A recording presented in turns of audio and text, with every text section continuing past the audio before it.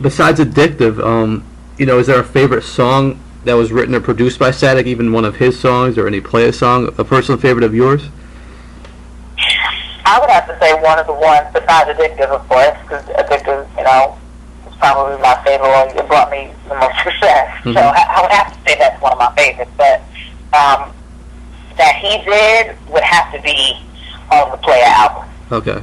Yeah. Have to be one of Aaliyah's songs.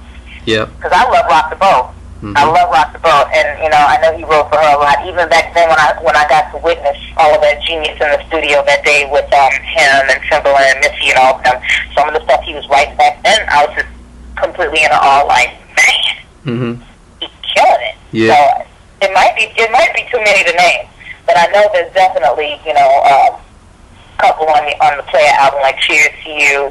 Some of those records. Oh my goodness. Okay. Cool. Were my favorites. Yeah. Well, you need to find that album. Whoever borrowed it, get it back. Oh, yeah, somebody borrowed it to keep. Yeah. Oh, man. Yeah, you let me know if you find that one, too.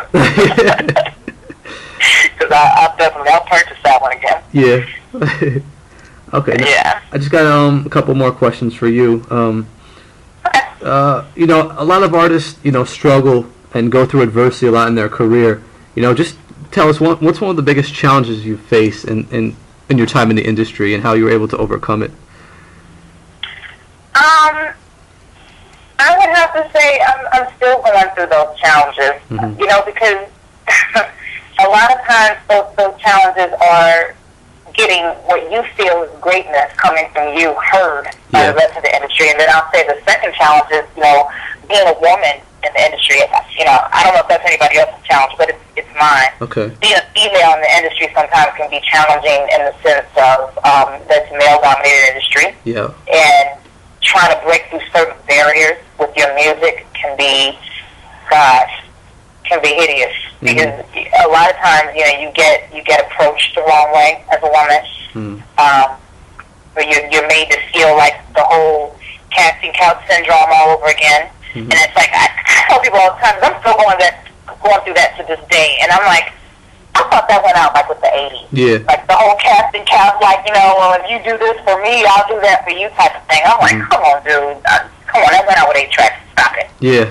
So, I still go through that. And it's amazing to me how, they don't just see talent. Mm-hmm. They have to see, personal gain first. But, that's one of the obstacles. Yeah. And that I choose, overcome. I have no problem overcoming that because I know what I'm here to do in this industry and what I represent. And, and then just getting heard.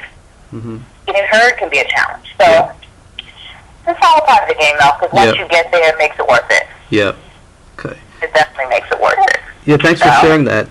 Because a lot of people probably on the outside looking in don't realize, females still have to go through those type of things, and it's good that you brought that to light because that's not fair. It's real. I mean, it sounds like storybook drama, but it really is real. It really is real. With some of the people subliminally, or some of these guys subliminally push you through, to push you on, so to speak. And and then at the end of the day, if you choose to go that route, then of course you'll probably end up being the one that looks bad in the situation. Mm-hmm. Like that's what you did it for.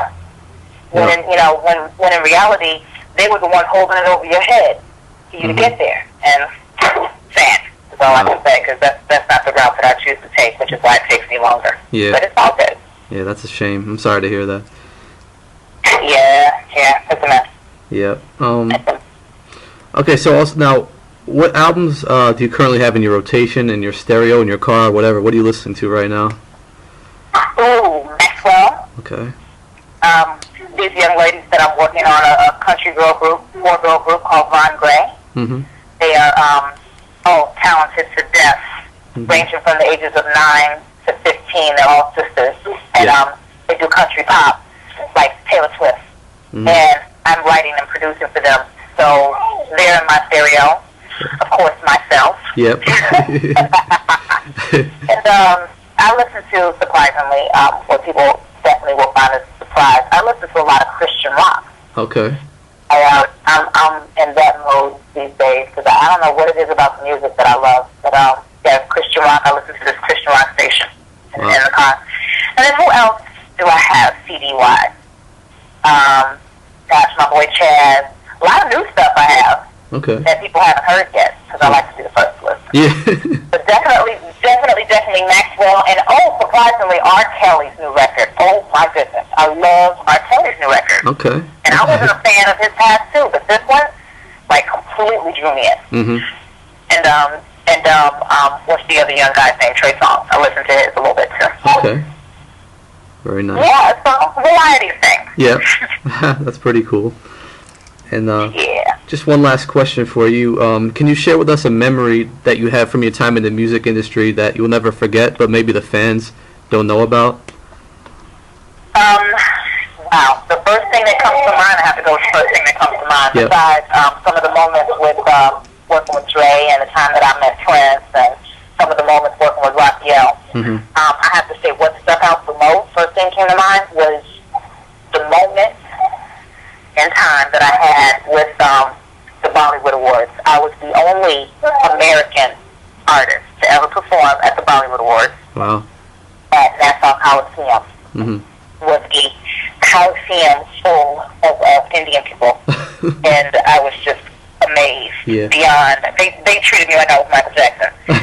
I was just so amazed that it was just like, it was surreal. Like, am I really here right now? Yeah. And the way that they were cheering, and because every act that they had was, their own. It was a Bollywood performance. Like, they did the whole with the saris, and that was every performance they had. I was almost scared to perform because I'm like, are we gonna have enough clothes on for them, or like, are they gonna board us off the stage? And but no, when we got up there, everybody in the house stood up.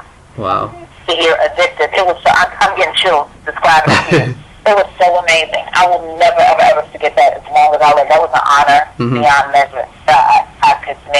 I could never, ever, ever forget. Yeah. Wow.